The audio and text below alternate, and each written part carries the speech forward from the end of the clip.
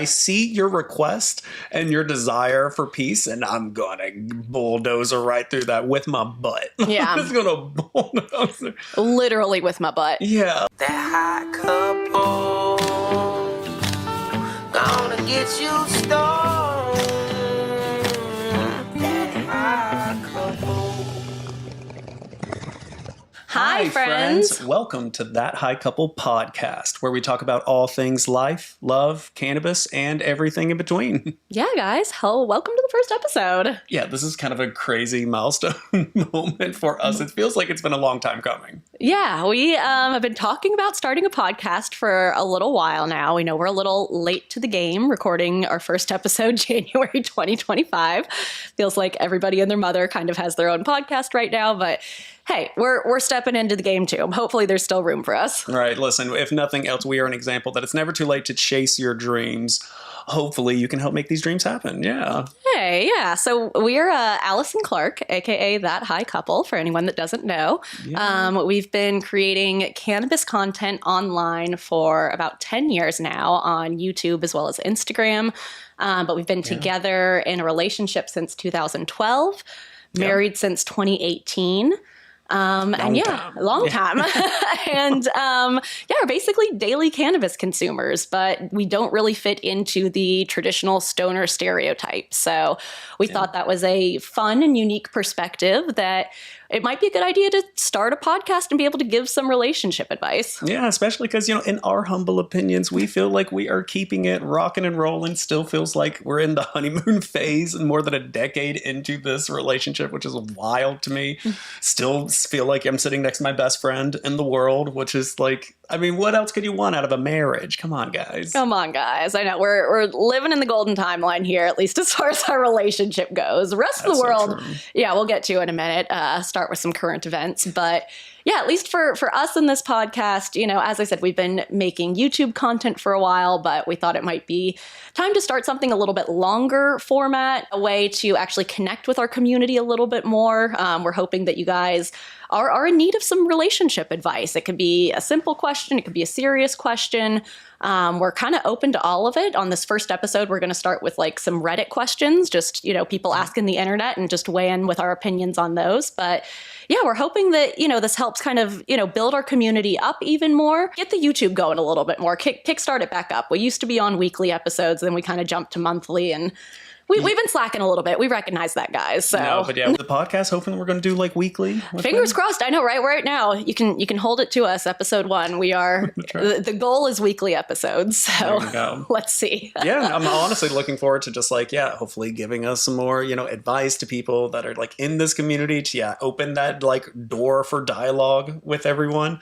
And then, like you said, just have, hold space for this marriage. And so everyone can kind of get a little window keyhole size look into what makes us us. Yeah, exactly. Yeah, we're, as you said, pretty successful relationship in our own humble opinion. Yeah. We go on lots of dates still, 10 plus years into the relationship. We travel lots. We put together a lot of fun itineraries. We've got 2 fur babies, 2 little kitties that we love very much. Yes. I know. Party of 4. Party of 4. Yeah, exactly. So I'm excited to just kind of have that open discussion online and really get into hopefully maybe helping some of our community too, answer some questions and, point in certain directions. So right. I know. Yeah. Cause we definitely are known for helping people online. I think our number one, our biggest videos on YouTube are how to roll a joint, how educating you on how to do things. So maybe we can educate and hopefully discuss how to do relationships and love a little bit better. Exactly. Yeah. Cheers to that. Cheers. Cheers. Yeah. We are sipping on some adult beverages right now, but these are alcohol free, but definitely still not for kids. Yeah, this looks like Mountain Dew's older brother that, learned a couple of things in college. It's 100 milligrams split between the 2 of us. Oh, delicious. Getting nice and elevated for this podcast. There you go. You guys, we'll say this now at the top, we'll repeat it again at the end, but if you do have any relationship advice that you want answered for future episodes, please email that to thathighcouplepod@gmail.com. And we'll get back to you. We can, start a little dialogue there and then read it on the air and hopefully help you guys solve some problems. I mean, that it becomes official now. Like the gates have been opened. There's an official email address. Right. I was like, oh no, we're doing it. We're in the thing. Yes. Yeah. So I think we also kind of wanted to start format wise off by, just current events. I feel like current events and catch you hot guys takes. up. Yeah. Hot takes, Anything things like that are going on right now, things going on in our lives. So as I mentioned earlier, we are recording this towards the end of January 2025. So yes, this year has been a doozy to start off, to say the least. Yeah, January 2025 has been the craziest year of our lives already. What the hell? Yeah. We're only, like 3 weeks in, and it's been a lot. We are based in Seattle, but we lived in 10 years, or we lived in LA for over 10 years. Yeah, we met in LA, like got married in California, in Southern California. Like we're very much LA, like has a very big home in our heart. So this will start off this year by just seeing LA literally like Rome on fire. I'm just like, it's so devastating, so awful. Our hearts go out to anybody listening to this that is affected by those fires whatsoever. We have lots of friends and family that is affected as well, and it's really unfortunate. We, have been posting resources on our page and everything on our Instagram, and trying to connect and making some donations. But it is, it's always been a thing in California. Fire was always a thing. I'm born and raised in San Diego. So like it was just always there yearly. There's a fire season, but this is beyond anything I've ever witnessed being born and raised in California. It's just insane. Yeah, and it's crazy that of all the time that we like spent together in LA, that this just happens to be. We just, less than a year ago did we move to Seattle. And so it's crazy to be like seeing this from an outside perspective. Yeah. I'm like, oh no, we were just there. Shit. Like we might have had to evacuate. Shit. Like I know we like a lot of our favorite trails and hikes have already been like taken away. And we're just like, what is happening? No. That's not the kind of smoke we want to see coming out of LA. Exactly. Exactly. That's not the kind of smoke we're fans of. No. But so that, got at least to touch on that for topics of what's going on right now. Personal topics, at least we did take a little road trip last weekend, and went to Tillamook, Oregon for the first time. Oh my God. Yeah, no, we can talk about that's just like a fun, what's happening recently in our life. That was a fun little road trip down to, the Oregon coast. Yeah. Like that. We drove through Oregon moving up from LA, but it was just a quick one night stop in Eugene, and then up to Seattle. But we never really checked out Portland. So the Tillamook Cheese Factory is about 30 minutes outside of Portland. And it is glorious. So it really does feel like if Willy Wonka got into cheese instead of chocolate, like this is his setup here. It's amazing. It is a whole facility with like a restaurant and a gift shop. You can do your own little self-guided tour. We did sign up for a cheese tour that also came with a cheese tasting, and we got to taste the current best cheddar in the world. Tillamook won best cheddar in the world for their 2014 like white cheddar, I think it was, aged white cheddar. Oh, it was like their Maker's Mark Reserve. Exactly. It was their like reserve label. But they were in some big European worldwide cheese competition last year in Portugal and took home best cheddar in the world. So I'm not gonna lie, that was a highlight of my life, actually getting to try that at the Tillamook factory. It was a beautiful experience. Talk about a travel bucket list. I would love to go to the international cheddar competition. I mean, yeah, exactly. I was just excited to try the winner actually going to the competition. Oh, yeah, put that on the bucket list. It's like a company that's all owned by farmers. It's a co-op. Like I'm just like, yes. It's several small farms all in the area banded together. It was very cool to learn the history of it. And all about cheese. They had a lot of ice cream there too. We spent over $250 in the gift shop to get those souvenirs. But they had lots of good stuff. So, all right. Shout out to Tillamook. Shout out to Tillamook. I called it as soon as we started looking at you walk through the like gift shop to walking in. I was like, yeah, this is going to do some damage. A lot of it was cheese too. We did buy some of that 2014 best cheddar in the world to take home. So, it's expensive cheese. It's the best in the world. We're cheesed up. I know. We do have a fine palate appreciation for like at least like well-crafted things, cared for things. As I sip my acid green infused There's soda. A lot of care. There's a lot of care that goes into this Teenage Mutant Ninja Turtle green. I can tell. It's a high palate here. Discerning taste.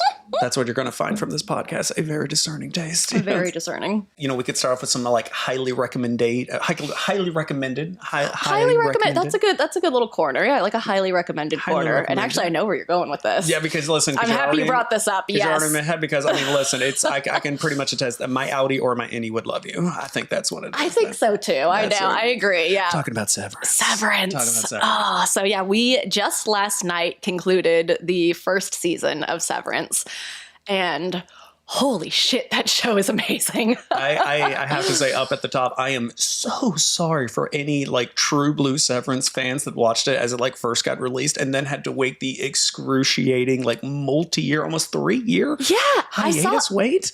For us, it's instantaneous. We go from the season 1 finale right into the season 2 premiere.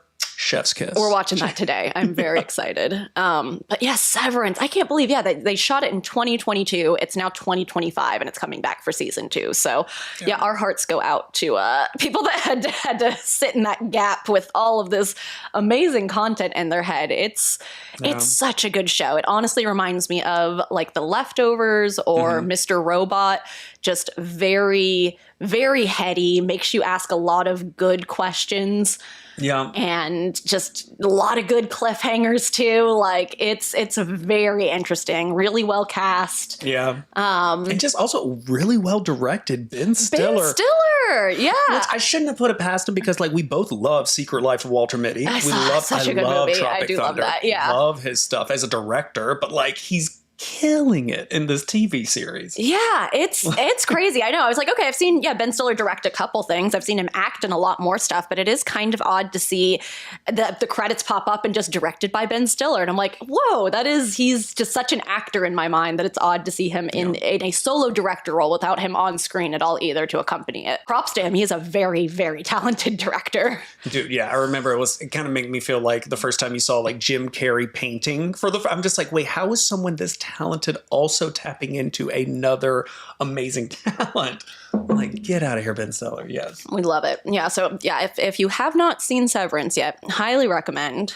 Season 2 is starting now. I'm very sad that as soon as we catch up with it, we're going to have to wait week to week rather than night to night for episodes. But I know, but we did it right. It's so good. It's so good. At least we got to do that. Yeah. Which we didn't binge at all. I'm pretty proud of ourselves. At least for season 1, we did watch it one a night for 8 nights, however long it went. We couldn't go a night without watching it, but like we did savor it at least for a good week. We both love watching the same things on TV and then being able to discuss it. And also that is where a lot of our like podcast love comes from, is listening to podcasts talking about some of our favorite media that we consume. Yeah, I'll say shout out Bald Move. That is one of our oldest, favoriteest podcasts that we've listened to for many years now. And they just cover TV and movies and media. Right. Two pro podcasters. Yeah. So I don't know. Yeah, it's fun to be getting into the game now. I'm trying to think if there's anything else. We've been watching Beast Games, which is fun. Yeah. Cool to see a YouTuber break into television like that on such a massive level. Right. I mean, he is a massive YouTuber. He's the biggest. I get that. But it's still fun to see someone make that jump and it be successful. Everybody that's on it seems very like, they know what they signed up for, like they are in it, they're enjoying it, they're here to win. Like it's fun, it's entertaining. It's, if you're into reality stuff like that, competition, it's worth a watch. There you go. Probably transition into actually giving some advice now. Into like the what is this like what are we doing with this podcast? The meat and potatoes. Because so what we hope, with this podcast is that, we can give some relationship advice. Hey, to people that just, like have your best interest at heart. We are just two people just giving kind of friendly advice. Yeah, we'll definitely come up with some kind of a legal tag to put at the end of this episode. But of course, just saying it now, any advice given on this podcast should just be looked at as two stoner high best friends giving their opinion on a problem that you're telling them about. But please don't take anything too seriously. Don't take anything, go and take that advice and do something stupid and then sue us pretty much. So, it's all just friendly advice. We're not professional advice givers. We're not therapists. And, take it all with a grain of salt, all that good stuff. We're not trying to take this too seriously. don't, we don't want to get sued. So whatever needs to be said to prevent that from happening. Thank you. It should feel like a friendly, almost like FaceTime call, we're just, checking in, getting high together, sharing a drink, and, just giving you some advice, helping shoot the shit with you. Your besties packing bowls of bud, looking out for you. Or drinks. Or drinks. We love it. All right, listen, we're sipping on the THC today. Hey. All right. So as we said, starting off, because it's the first episode, we don't have any emails yet from you guys, but hopefully those start pouring in soon.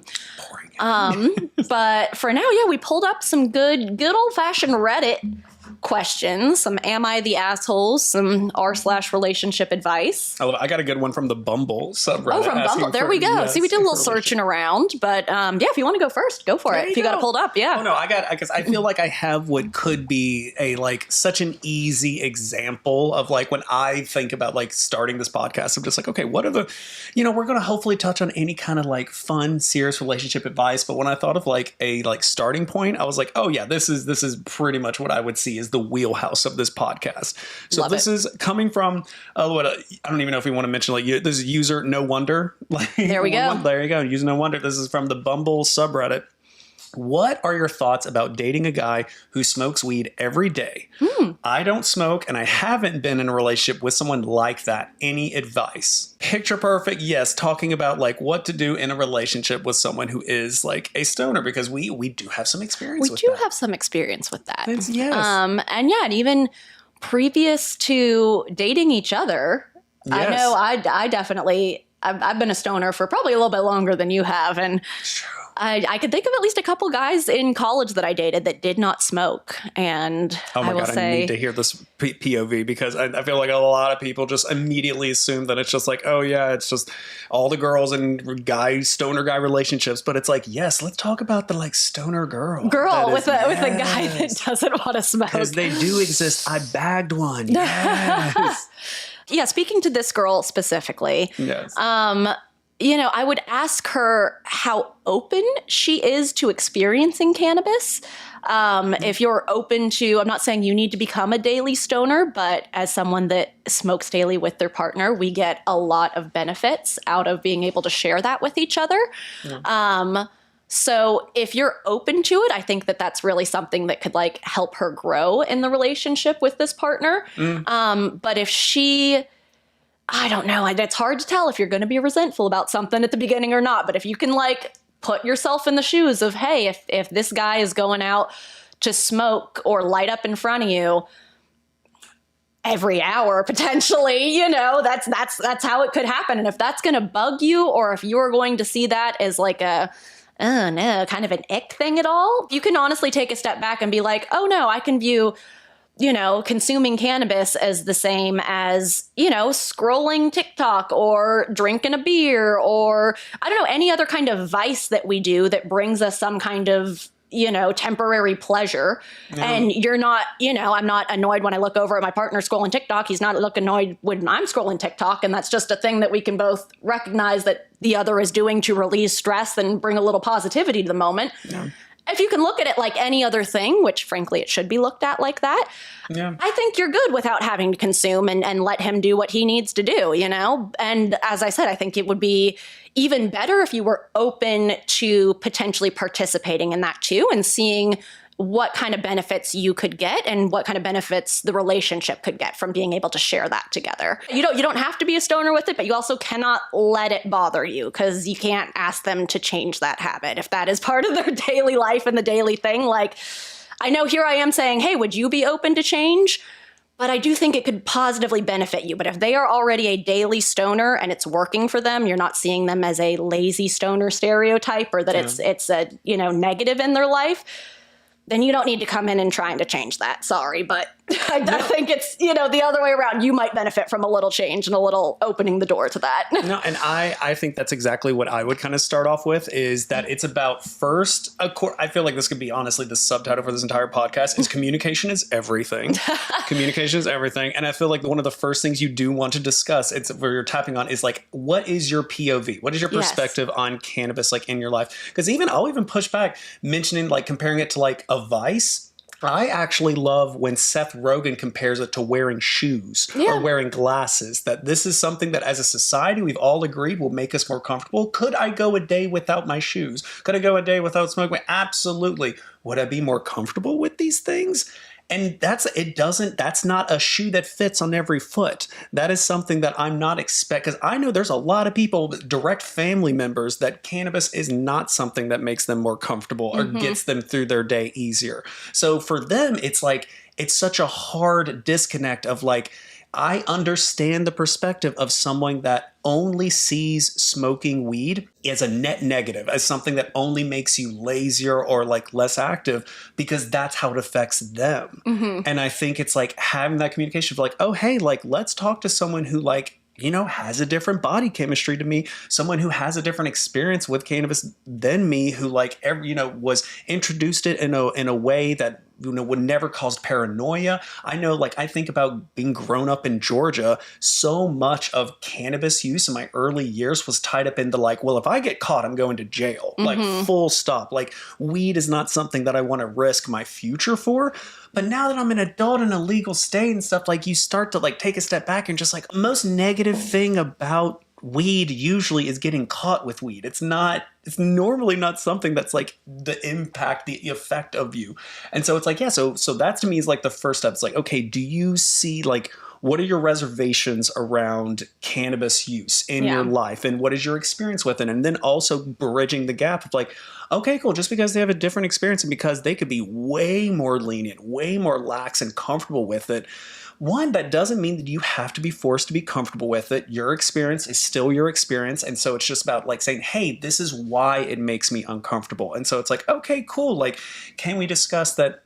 Even if you're in a relationship, a new relationship with a stoner, then like you can still have the conversation, and this person should be respectful enough. Like, hey, if it makes you more comfortable smoking in a different space, or if you feel like it's something that's like, oh, because you smoke now, we can't do this activity that I want to do together. Like, it doesn't make me comfortable going to the movies because of the smell. I'm worried about the smell. Like, okay, fine. Have those conversations. Exactly. Pinpoint the specific like hesitations into why it makes you uncomfortable. Try and figure that out. Is it just an overall general, oh, I think weed is bad? Or is it specifically a smell issue, what it causes, you became too sleepy and we couldn't go out and do something? Those are all very good points. So I think, looking at it, what does cannabis look like from your perspective? And then how are you going to feel when you see your partner using it a lot? Yeah. And ultimately, if you're like, I think the goal for this should be that neither person should feel left out of this experience. Like, you don't have to like smoke with them, but it's like, oh, cool. If they're on the couch, like smoking before, smoke before playing video games, and you're cozied up with a hot tea with your new like book from Book Talk, like whatever. And again, it's just whatever you feel comfortable either doing side by side together, or if it's something you're doing together, you understand that like, oh, hey, like he's going to enjoy playing Mario Kart with me more than if he like steps outside, takes a couple of hits, and that's not going to impede on my experience. In fact, if that makes him feel more comfortable being in the space with me, then like, hell yeah, go for it. Like, exactly. But you also have to be comfortable and understand that like, oh, it's not like the cannabis should never be trying to build up a wall in between you. It should only be a conduit for deeper conversations, even for more just, I think my favorite benefit of all time of being a cannabis user is the fact that I am constantly thinking into the future. I'm constantly planning. It's so hard for me to remain present. And when we do smoke, when I do take a dab with you, suddenly I have this attitude of gratitude because I am living in the moment. I am sitting on the couch like here, like with you and stuff. Like I really love that grounding of it. And so it's like, I wouldn't like, if I understood that that's what my partner was getting out of it, I wouldn't want to take that away from them. Exactly. Yeah. That's such a good perspective. Such a good point to make. And Yeah, I know the girl on Reddit is probably never going to hear this advice, but if anyone is in a similar situation, like, yeah, Right. I don't know. That's a really good starting point to just like, Yeah. you know, it's basic, but communication, and just look at the point of view and why you have that perspective on it and why you Right. have that opinion. So Yeah, understanding the why behind it. I think, honestly, I feel like not too many people like get into the habit of asking why all the time. I think why is my favorite letter, my favorite word, my favorite question. Like, it leads to enlightenment. It leads to starting that discussion down the road of like, oh, why? Like, don't just accept things like that. Honestly, I really think that ultimately also goes back into like, I don't know, just like stoners and cannabis smokers, like you automatically have to have a lot of that mindset of like, oh, this whole world says that this illegal thing is bad for me.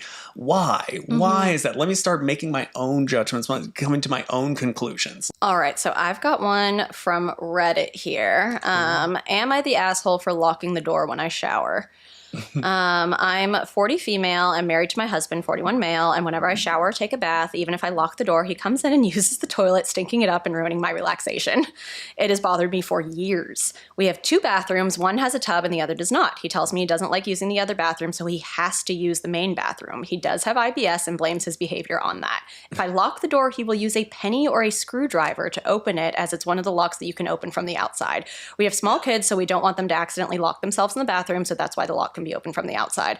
I can't take long showers or baths when he is at work because I need to be watching our children, so I have to wait until he's home. Most days I only get a short shower as the kids will start asking for things right away, so I usually only take a long bath every few weeks when I really need to relax.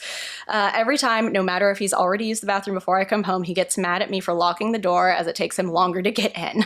One time I pulled out a drawer under the sink to prevent him from the door being opened an inch, and he got really mad at me over that. He says it's because he has IBS and he can't help it, and then I'm being a jerk taking up the time in the bathroom. I said he could use the other bathroom, but he refuses and says that I should just get over the smell or not take baths.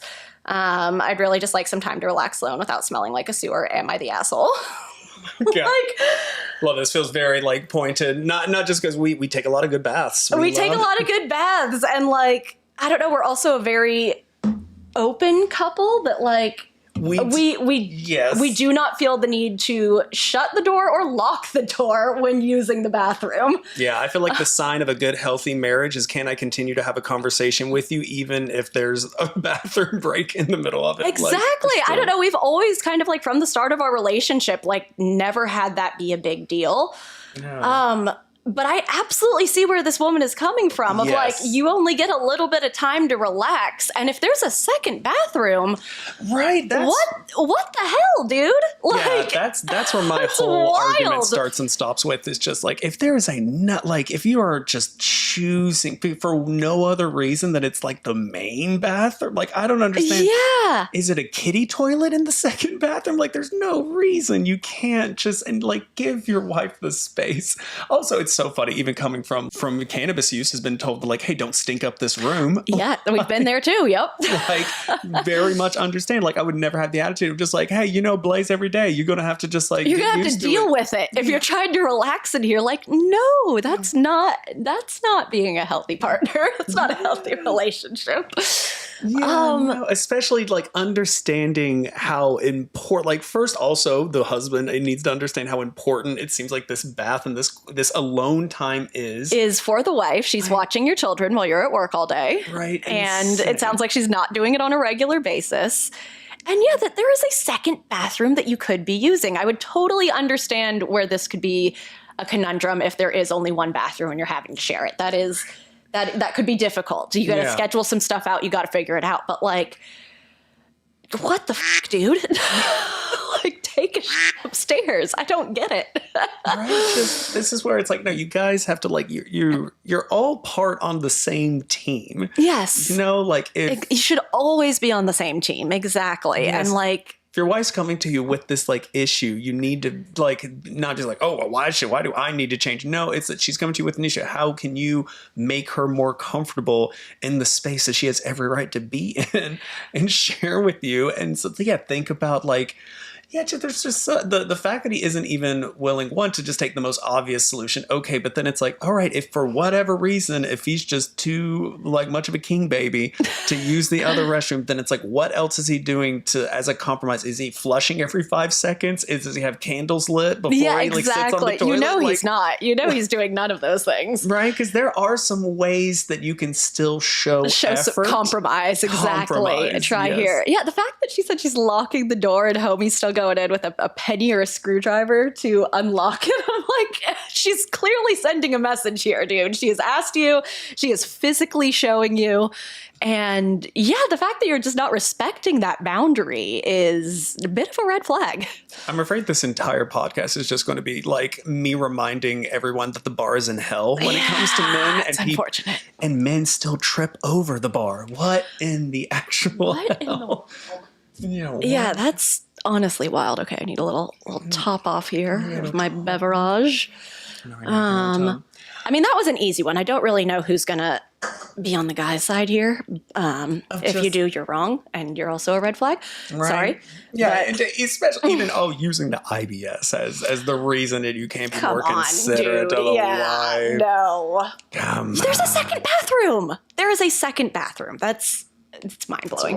It's wild. The fact that it gets to the point where he is actively unlocking the door, like, I see your request and your desire for peace, and I'm gonna bulldozer right through that with my butt. Yeah. I'm just gonna bulldozer. Literally with my butt. Yeah. I've got a couple more here. I think we got some time. What do we got? Listen, we're gonna be talking about advice. All right, so...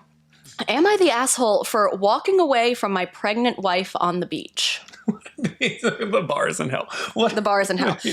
So we parked the car at the beach, which is about 100 meters away from the sea, and started walking up. Okay, meters and sea. This is foreign immediately. Yes. Okay. So, like, my wife is almost eyesight. 7 months pregnant and quite a slow walker. I pulled ahead about 15 to 20 meters to get a lay of the land and to see how busy it was, etc. My wife claims when I pulled ahead, I didn't turn back to check to see if she'd fallen over once. I was not that far ahead, and I could have easily heard her if anything happens. I think she is being unreasonable because it doesn't seem like a big deal. We have a very good relationship. We rarely fight, but this seems to have really gotten under her skin. Am I the asshole? Also editing to add, we are on holiday in a foreign country, and it's significantly hotter than the temperature we're used to. I'm also 6'4", and she's 5'1". Fun. So just so I'm clear. Okay, so the situation is, couple with a pregnant wife, 7 months pregnant, couple, 7 months very visibly pregnant. Yes, visibly pregnant. They're walking back from the beach. No, I think they're walking to the beach. Okay, walking meters away from the sand. Yeah.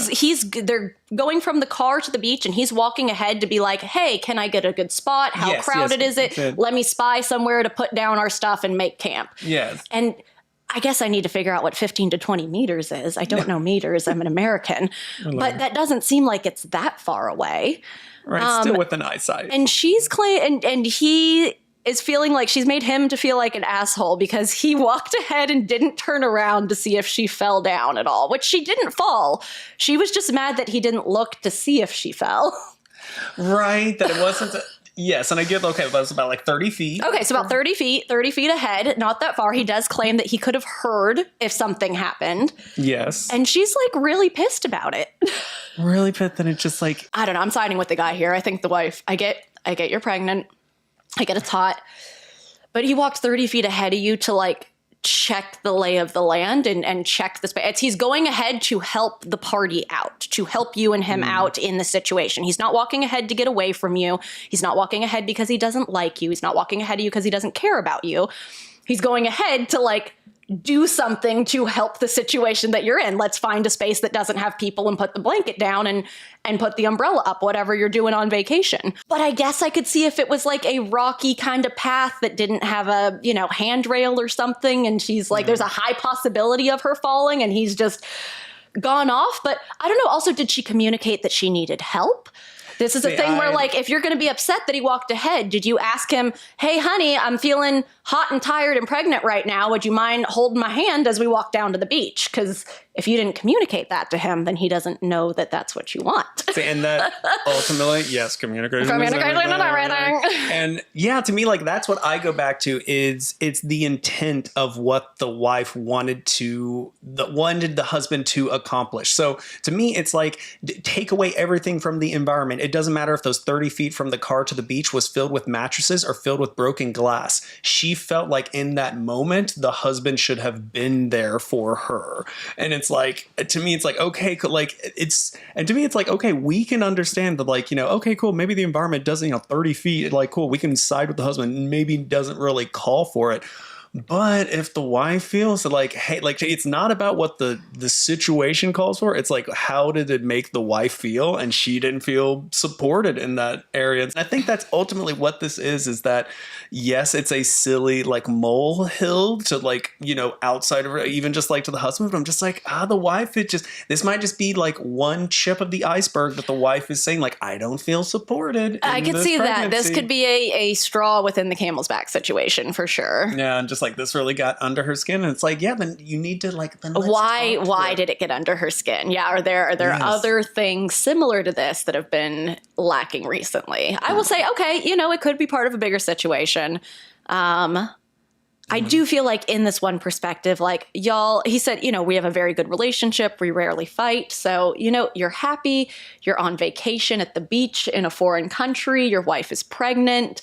Yeah. Let's just both of you take a step back and focus on that and, realize what's important. So yes, I feel like, sometimes you just got to take a step back and look at the perspective of things and be like, oh, we're arguing about you being 30 feet ahead of me. Yes. Is that really something we should argue about? Like, I'm pregnant with your child and we're on vacation on a beach in a foreign country. Let's have fun and focus on, like, what actually fucking matters. Yeah. And to me, it's, I always go back to just, like, the intent of things, because I understand that people, we can have the best interest in our heart and, like, still fail in execution. So to me, this feels like the husband isn't necessarily in the wrong if the husband has the intention, like you said, of, like, looking out for his wife, and you're on vacation, like, he's thinking of so many other things. Mm-hmm. And then the wife could also be correct that she has the, like, I want to have the intention of feeling like I'm being taken care of. I don't feel like I'm doing it. So it's like, yeah, it's like you both just need to communicate that it's like, it's not that it's how you're both approaching the situation just differently, and that you both just need to just get on that same page of just, oh, hey, I'm not apologizing because I think it was wrong for me to walk 30 feet in front of you because I think that's silly, but I am apologizing over how that made you feel and made you feel unsupported. Same thing with the wife. I'm not angry at you because you left me I'm a grown ass woman with a baby. You can leave me for 30 feet. But in that time, I didn't feel supported, and it upsets me. And so it's like, that's what I think is so much of like problems with marriages, is that they're only thinking about, like, oh, well, like, this situation doesn't warrant any kind of, like, apology or doesn't warrant my time and stuff. Okay, the situation could be a tiny little, like, molehill, but the feelings that came out of it, and if can be a mountain. If you care about your partner and at the end of the day care about how they feel, then it's not that big a deal to just, hey, I see it from your perspective. That wasn't my intent, but, I'm sorry that this was the outcome of it. And I apologize that, like, I can see where what I did has led to these feelings. And please know that that's not what I was trying to do, but I am sorry that this situation has occurred. Like, yeah, exactly. Yeah. Yeah. I feel like there's no situation that is too small for someone's emotions. Exactly. All your feelings are valid. Your feelings are always valid. And people need to recognize that. Yeah. But I'm all about, emotional impacts and, like, intent. What was your intention going into something? Like, exactly. I feel like, most of the times it's just like, it's because that's, I don't know. I feel like most guys, like, you have the intention of doing something right, and then you completely fumble on the execution. So that is a lot of time. If we're in any kind of a discussion, argument, I feel like it's 9 times out of 10. It's just like, oh, I didn't realize that's how that came across. Yes. Okay, yes, your feelings are very valid then. Okay. But like that was not, but like you're not going to judge me too harshly on the knowing intent that I'm trying to that's help. not, yeah, exactly. You were never against me. We're never against each other. I'm never trying to like go out of my way to do something mean or ill-willed. It's always just, oh shit, didn't think about it from that perspective. I do see how you're looking at it, and I apologize. And you also should appreciate them sharing their perspective. Exactly. I feel like enough like people in relationships are just like, oh, okay, fine, Just you let can it feel fester. that way. Exactly. Or like you're just like, fine, I guess I hurt, fine, I'm sorry your feelings got hurt. Yeah. It's like, no, understand where. Like that is the thing. If you care about that person, you should care about the why. Yes. You should care about the how behind it. Yes. Like it's funny. I love Reddit is fully labeling this beach walker an asshole. yes. They're like, how dare you walk ahead of your pregnant wife? Right. How dare you leave someone? She is a a mobile care unit for your future progeny. How dare you? I've got like a short one here. Ooh. Let's see. Am I the asshole for asking my fiance if he got the cat litter? Oh God, this is such a trope of religion, classic. I love it. I'm gonna have to ask my friend if he got the cat litter.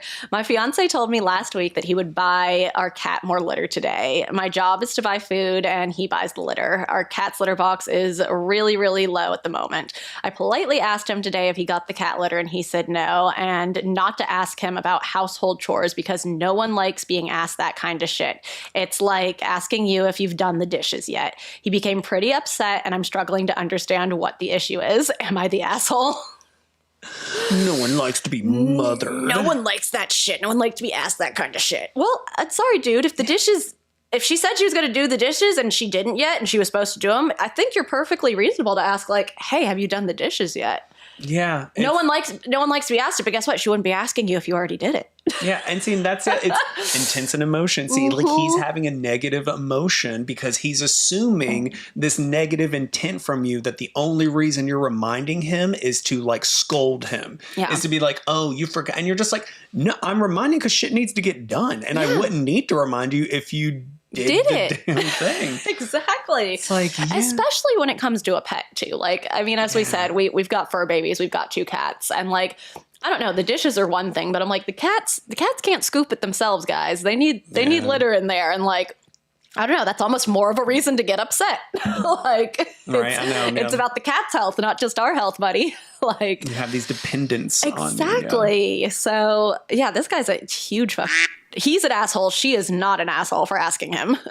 There you go. Yeah. Yeah. It's like, yeah. It's pretty cut and dry. And I don't know, it is just like, yeah, about communication of like, it's perfectly reasonable for your partner to ask a second time if you've done something, if you were supposed to have done it in that time window. Like, and they're just asking or politely reminding you. Maybe you did forget and need a reminder. Like, I don't know. It's not like they're forcing you to do it. Just, hey, can you do the thing you said you were going to do? Yeah. And it's like, I don't understand why the argument can't be like, if someone says like, oh, you make me feel like a child when you say that, and be like, okay, well, you make me feel like your mother having to remind you. Ask you. Exactly. You see how you're the one that could save both of us from this uncomfortable situation? Exactly. Like, yeah. Oh, I love it. Oh, I love it's a fiance too. I know. I feel like I love relationship advices for fiancés is like because it's one of those things that, I mean, fiance, like there's your boyfriend, girlfriend, there's your husband, like wife, but for that slim time that you're a fiance, that should be the most hyped up, heightened honeymoon every single day. You should be falling over your damn heels, being so in love with this person. And if you are still feeling trepidation, you're still feeling concerned and worried in the fiancé stage, girl, take a step back, look at your life, look at your choices. Look at your choices. Look at your choices. Listen, know that there's going to be a fiance. There's a fiance out there for everyone that is going to be tickled pink, beyond excited to be with you. Yes, and you shouldn't settle for anything less. Your fiance, yes. Do not settle for less. Cheers to that. Yay! Gotta say, a shout out to any fiancés currently out there. Something that I wish we did more of during that wonderful window of our life was honestly, just book as many wedding tours as you guys can. Even if you found the spot, even if it's insanely out of your price range, yes, go and take the tour and drink the champagne and get the compliments and just live in that little good vibe bubble as long as you can.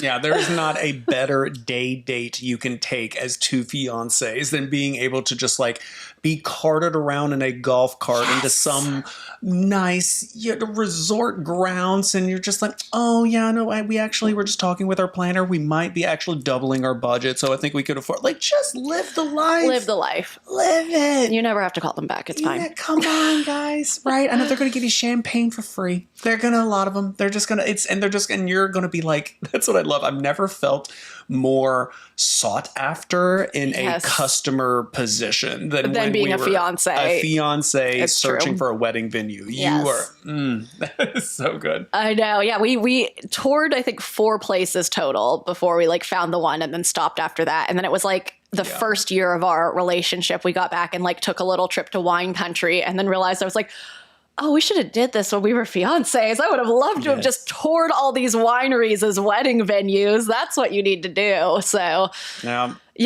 quick pro relationship tip. Anybody currently engaged or soon to be engaged, take advantage of that window as much as you can. I'll even add on another pro relationship. Never let the honeymoon end. And if you, especially that first like year or two of you just being newlyweds. Oh yeah. Every overnight that's more than a night or two should be a honeymoon. Put in the notes it's your honeymoon. Honeymoon. First, as long as you're in the honeymoon phase of your relationship, you could still really start your honeymoon. Right. I mean, especially if you've never been to that resort before and probably aren't going back. They don't know when you got married. They don't know. They don't know it's not your honeymoon. Put out your damn honeymoon. You know what they're not going to ask you on check-in? Your marriage license. They're not going to ask for proof, baby. If you're really worried about it, set a wedding photo as your phone backdrop and be like, look, here we are. It's so cute. Yeah. Like, just a couple days ago. And honestly, it should be the easiest acting you have to do if you're in that kind of relationship where you're just like, you're excited to be checking in into this hotel. Oh my God, yeah. Like, right? Show up in a white dress. You're good. No one's going to ask any questions. They're just like fluff up the love story. Yeah, I feel like, I don't know, we've had friends that worked in hotels and like, yeah, they're like, oh no, we have bottles of champagne to just give to people. Like, it's in the budget. Like, we don't mind doing it. So, yeah. You're not taking advantage of these hotels. They have the budget. They have the budget to put a little rose petal heart out on your bed. Why not? That's fun to walk into a room. Yeah, like, you know, always tip the staff, you know, always tip the cleaning staff coming in wherever you stay. But I see no issue with in perpetuity putting that it's just always your honeymoon. I know. Watch how quickly a couple of your rooms get upgraded, because you don't have to get the honeymoon suite to say it's your honeymoon. No, if it's open, they'll just put you up there. They'll just pop you up. You know? Good pro tips. But Relationship tips. Yes. That about wraps it up for our very first episode of That High Couple podcast. So fun. Yeah. Give a couple of good advice things here. We got some tips and tricks for relationships in general. And there you go. Cluing you into our lives a little bit more. We're going to be doing that more on the podcast. Just like, I don't know. I'm excited to see just how we evolve with it. How we just get more into the groove of things. Exactly. Yeah. I'm expecting, first episode, we got to, get the rust out, get the growing pains over and stuff. So I'm sure, there will be changes and everything coming to this, but I feel pretty good about this first one. I know, right? As far as us, like, we really put a lot of, that's the thing. If nothing else, we're always very considerate and mindful of like what we're doing. So I feel like we have put a lot of, at least, time and attention into this setup, into the ideas, to like what we want out of this podcast. And so, we really hope it's just giving you everything that we want, which is just like a little time together with us. Yeah, exactly. Hope you guys enjoyed it. Hopefully you have some advice that you need help with, so we can transition off of Reddit and actually help some real people listening to this podcast that will hear the advice. But, in the meantime, we'll keep pulling from Reddit. But of course, email us at thathighcouplepod@gmail.com. Yeah. And we'll be back next week, hopefully with the second episode. New beginnings. I know. And just keep this rolling. We're very excited. I know you made it through the very first day one, episode one. Like, I love it. If you're here with us now, you're now considered an OG forever and always. Oh, snap. Love that. We love it. We love you guys. Thank you so much for listening. And we'll catch you next time. All right, guys. Everyone, sending good vibes. Peace out. Peace out. You. That high couple.